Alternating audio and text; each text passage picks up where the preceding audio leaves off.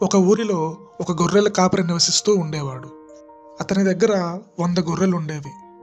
ఒకరోజు అతడు తన గొర్రెల్ని కాచుకొనుచుండగా అకస్మాత్తుగా ఆ 100 గొర్రెల్లో ఒక గొర్రె తప్పిపోయింది.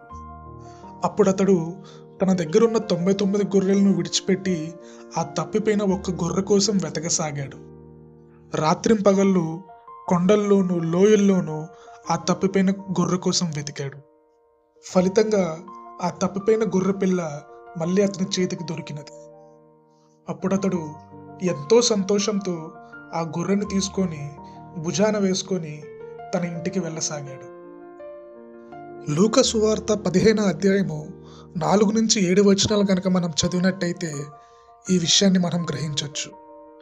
అంటే ఒక్క పాపి రక్షణ విషయంలో దేవుడు ఎంత ఆలోచిస్తున్నాడో చూడండి.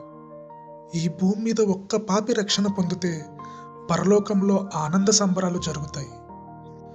మరి ఆయన నామంలో మారు మనసు కలిగి రక్షణ పొందడానికి మీరు సిద్ధమా?